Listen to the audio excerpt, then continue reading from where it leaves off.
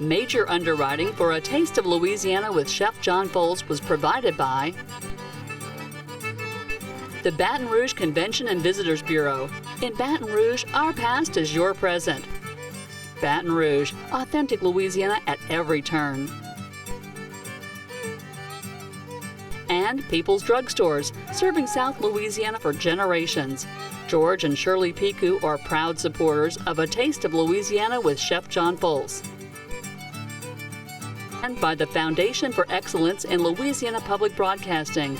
Our mission is to tell Louisiana's story to the world. And by the Louisiana Department of Culture, Recreation, and Tourism.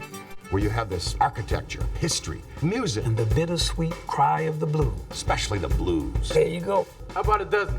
Red beans and rice. We rolling, y'all. We're a nation of immigrants, a country with roots in other soils. Nowhere is that more true than in the country of Louisiana. I'm Chef John Folse, inviting you to tune in to A Taste of Louisiana and a new series dedicated to our food heritage. Louisianians are descendants of 7 primary nations that have influenced every dish we cook today. Welcome to A Taste of Louisiana.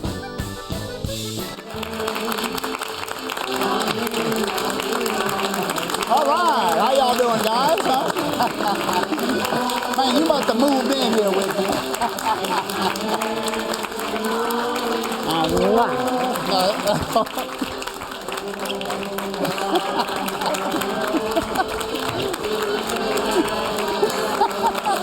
That's calling getting tangled up with a German woman, huh? No better women to get tangled up with, let me tell you, huh?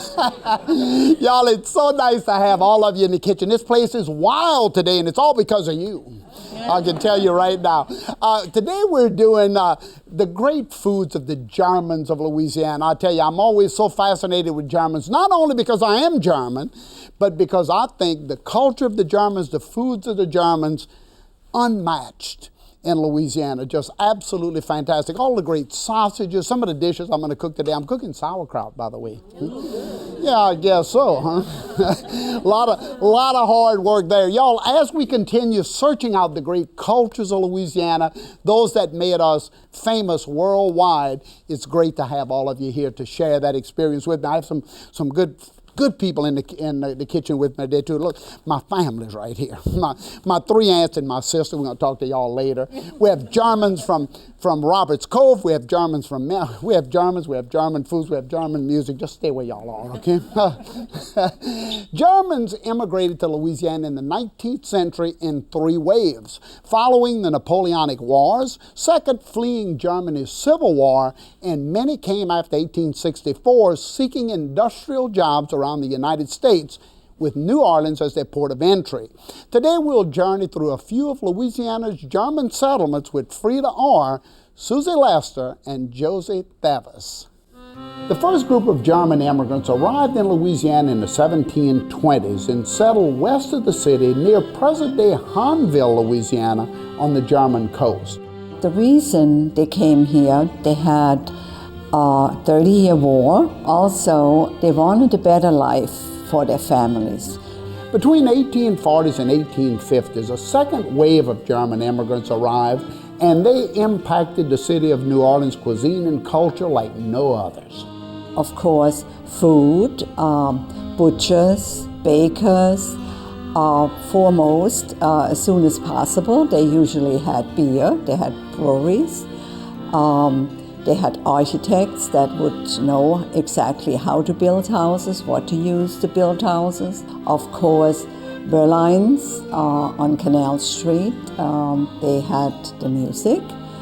Then we also had a musician that taught piano and trumpet to the first people that started off jazz. His name was Gottschalk. In 1835, a religious colony was founded in North Louisiana, just 7 miles from present-day Minden. Germantown was a religious colony founded by the followers of Count Leon. Count Leon led a group of Germans, and they landed first in Pennsylvania. From there, they made 2 stops in Pennsylvania, and then came down the Ohio and Mississippi River up the Red River to Grandicore near Natchitoches. They built homes there and settled there for a short period, and a yellow fever epidemic came along, and the Count died along with many others there. From there, they also had floods that washed away their property. From there, they traveled up the river and on up into North Louisiana to the present site of Germantown. The colony operated under a communal system for 37 years. The original kitchen, dining room, and 1 cabin remain, as well as a replica smokehouse and blacksmith shop. The colony disbanded in 1871. There were hard economic times following the Civil War, and they decided to disband. Many of the people moved out into the community. 1 family was left, and that was the Krause family. They stayed on at the colony. That's the family from which I'm descended. Finally, in the late 19th century, a small group of German families arrived in Acadia Parish in southwest Louisiana and founded the small village of Roberts Cove. Father Peter Leonard Thevis came from Germany, and he was priest at Holy Trinity Church in New Orleans. When he found out that there was land in this area of Acadia Parish, he went back home to Germany and talked to his family and friends about them coming. To preserve our history, we continue on with all the traditions that our ancestors brought over from Germany.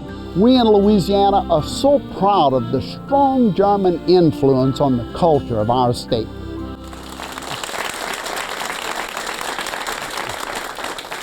Y'all, I tell you, every time I visit one of the German communities, Roberts Cove, whether I go on up to Minden, which I absolutely love. I have some Minden folks here, and I always enjoy going up to North Louisiana, or whether in Gretna, right across the river from New Orleans, I always feel such a strong sense of family and commitment to hard work. And when you talk about a work ethic, unbelievable in the Germans. And I want to thank all of you for doing the great job you're doing preserving your culture, our culture, and preserving all of the artifacts and the history and the books and all of those wonderful little cultural happenings that you have each year to introduce other people to the fabulous German cultures. And before I start cooking today, because I have 2 great dishes for you, I want to make a presentation, because when I was up in Roberts Cove, I noticed, Josie, I'm going to look at you here. I noticed that the pictures of the 3 founders of your community were there, and they were kind of positioned beautifully on the top of the family tree of the community. All of them were framed a little bit differently, and I noticed some of them really needed a little work. And I thought at that time, I can do something to help preserve a little bit of this as well. I'm going to ask for those 3 pictures so I can have them totally restored and framed in the same frames, and then present them to you today. And I'm going to ask Hope to come up. I want you to take a look at this one right here, just absolutely beautiful. I'm going to give you this one here. That's the first one. And the second one, I have 3 of them here because there were 3 founders, and you'll get to see them later. This one's absolutely magnificent. Take a look at that, how beautiful. And I tell you, what they can do with photography preservation today is just absolutely fantastic. And this, of course, this is the picture you just saw a minute ago. So there they are, y'all. They have their 3 founders all in the same frames and all totally restored. And that's a gift from one of your German cousins, Chef John Folse, okay?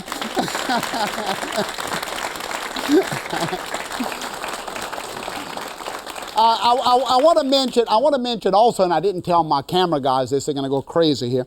Lost Plantation, the Zerang family, Michael Zerang was the first German, my 7th great-grandfather, my aunt's 6th great-grandfather, built the Ursuline Convent in New Orleans, the first Ursuline Convent, and laid the stone and built the first St. Louis Cathedral.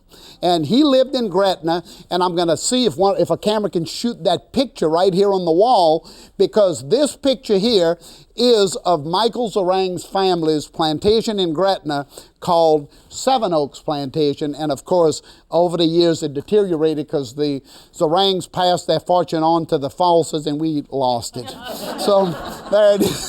There it is right there. So anyway, Germany, y'all. And hey, I have to introduce my guest because I mentioned Josie Thevis from Roberts Cove. Thank you for being here. And then of course, Clark Hoffpauer, you brought me some brats. We're going to talk about that in a minute. And Glenn Falgout, a great historian on German Louisiana, and Andrew Capone from the Fort Butler Foundation. And don't forget Bob over here, y'all. Bob Cheney, our great accordion player. Hit me one right there. Hit me one, huh? Okay, what am I going to do for you? Well, I better get cooking. That's what I better do for you. Look what I'm going to do. Anybody ever heard of a Wiener Schnitzel? I'm not talking to you people, huh? Wiener Schnitzel, veal cutlet, Viennese style, or from Vienna, from Austria. But anyway, so it came here, and of course, different people do different thicknesses. Most of the time, the cutlet is very thick if you're going to do it at home. If you're going to do it in a restaurant where you have to make a couple dollars,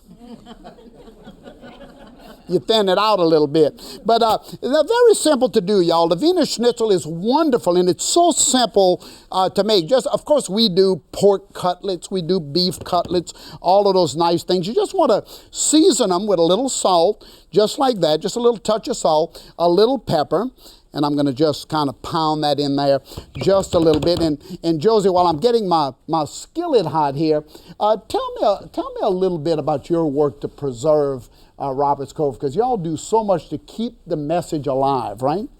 We have, similar to a family photo album in our German Heritage Museum.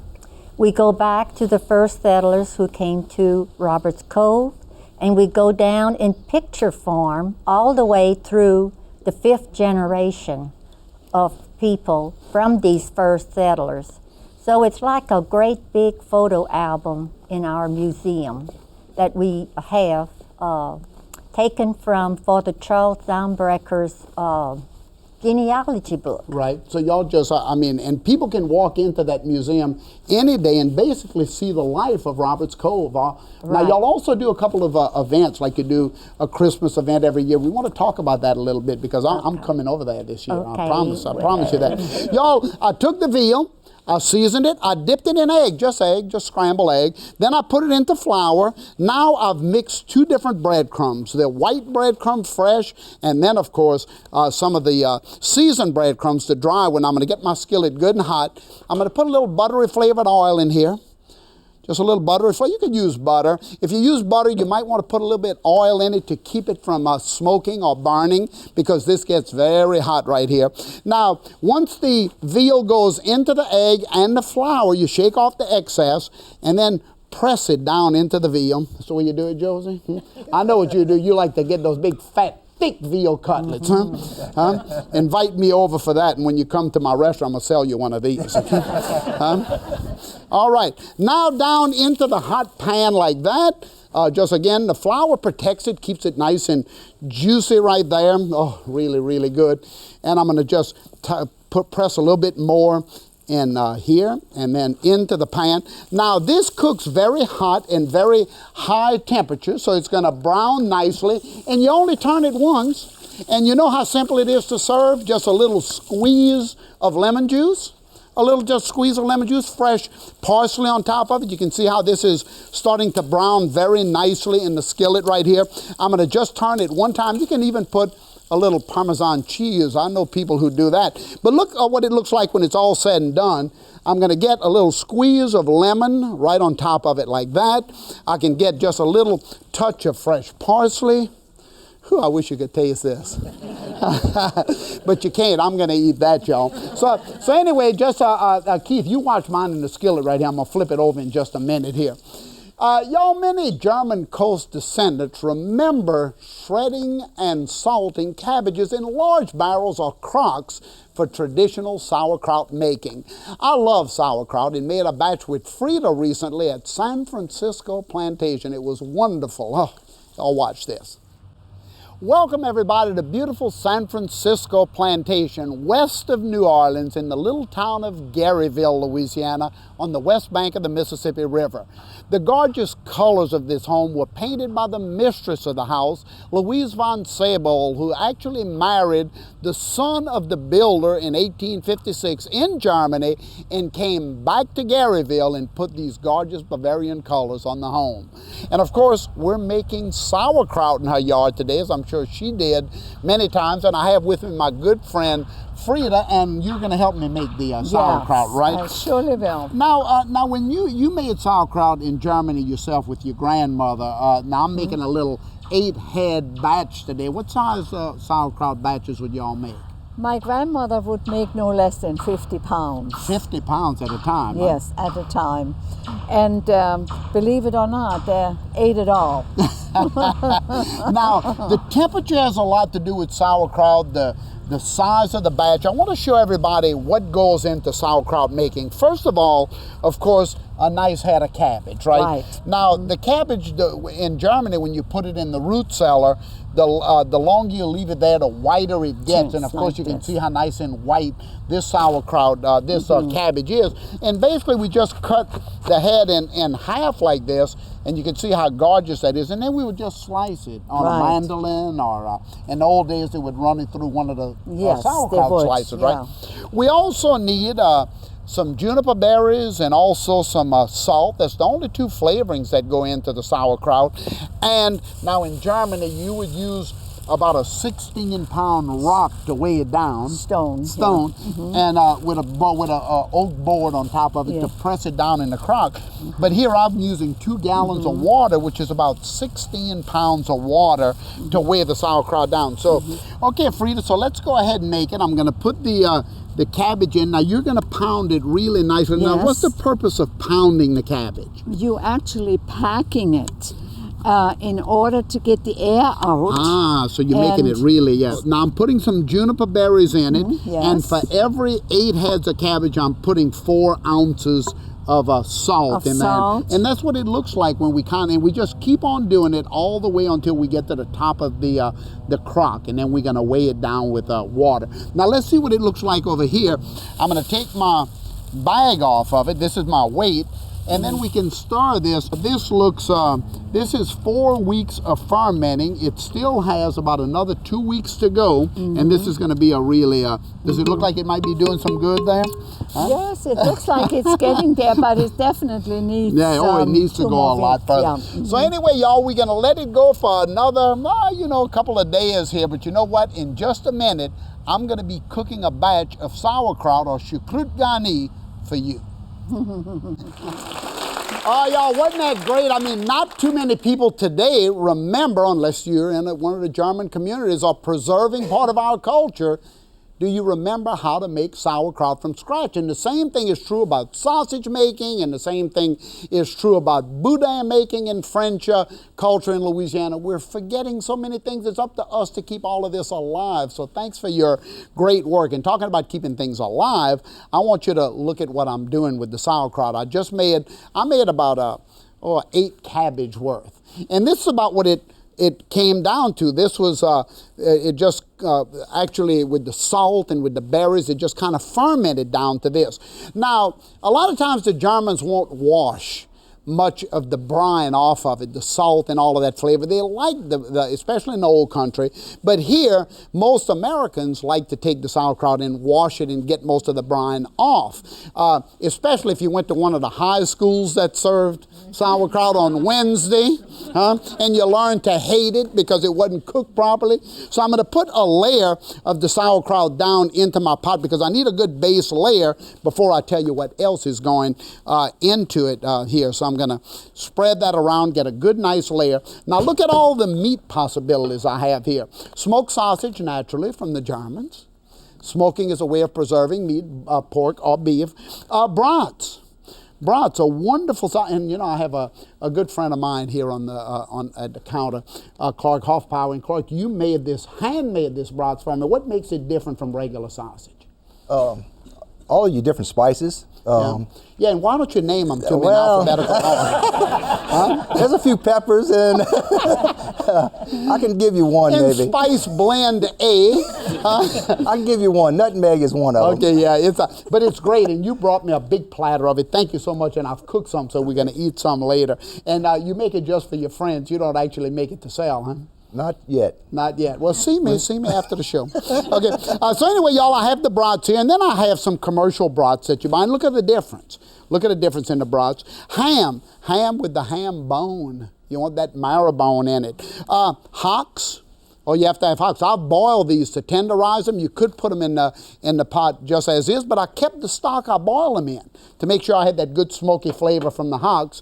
And all of this will go into the pot with a couple of flavors. So you ready? I'm going to go in with some smoked sausage. This is a layering. That's all this is. You're just going to layer things up and down the pot here. Glenn, while I'm doing this, what about the scattering of settlements? We see Minden here in Louisiana. We see Roberts Cove. We see Gretna. We see the river. What about settlements around? Any settlements other than that you know of or around the country? Actually, it's just magnificent to see all of the settlements around the state, from Minden to Roberts Cove, and then of course to the great German coast of St. Charles and St. John the Baptist Parish.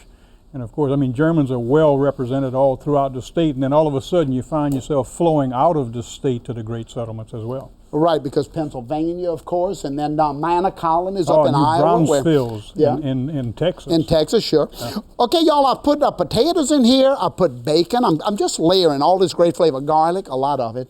A lot of garlic, a lot of fresh onions into it. Flour. You have to put a little flour to help thicken it. Juniper berries is one of the things that you make gin with this. A little bit juniper berries, a bay leaf, and then you just keep on going. You come up again with more of this and more of the great sauerkraut. Let me put a lot of it in here. You get my drift? This is a very tiring dish because you have to work really hard at it as we continue to layer it all the way. Bob, I have a little Cajun accordion up here. I see you have that wonderful piano accordion, I think you call it. What's the difference in the two? The piano accordion is just like a piano. The notes are played very much like a piano. But the French accordion, when you press the bellows in, you get a different note from when you pull the bellows out. It's like a harmonica. Right.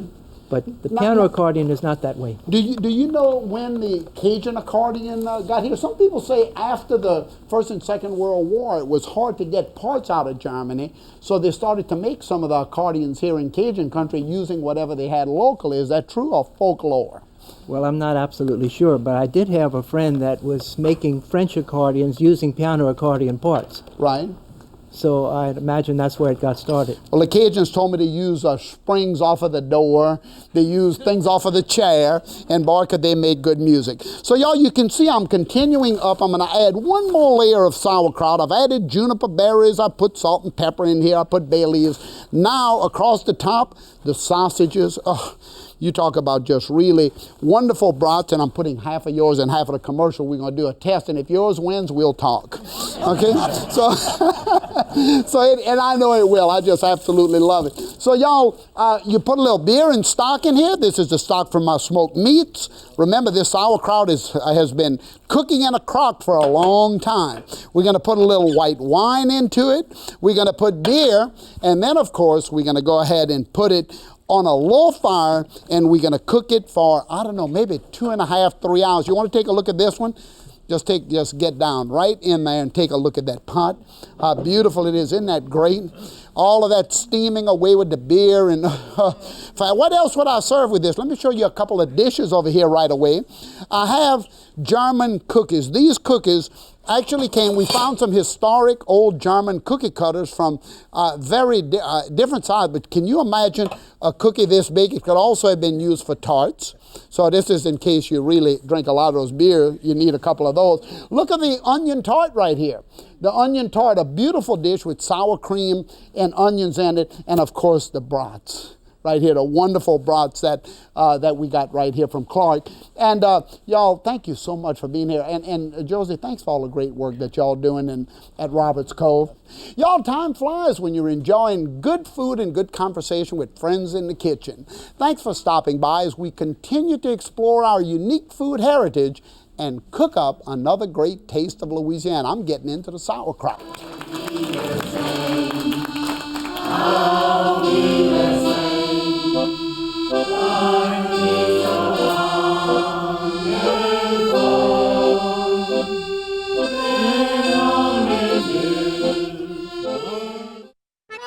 To purchase the Encyclopedia of Cajun and Creole Cuisine by Chef John Folse, featuring more than 750 traditional recipes, a CD-ROM of the book, or a copy of the program featuring all 3 episodes of Today's Culture, call the number on your screen.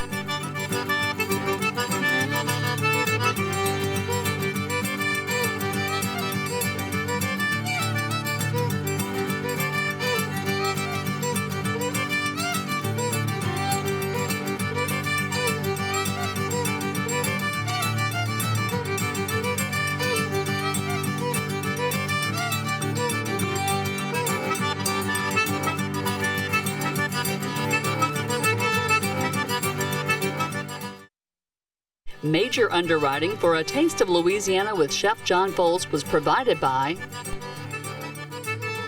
the Baton Rouge Convention and Visitors Bureau. In Baton Rouge, our past is your present.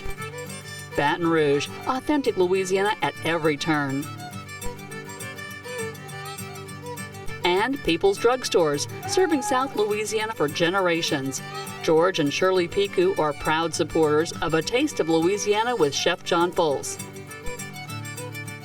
And by the Foundation for Excellence in Louisiana Public Broadcasting.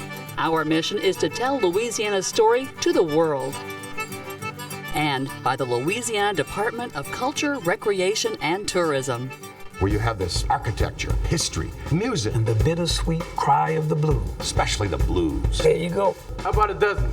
Red beans and rice. We rolling, y'all.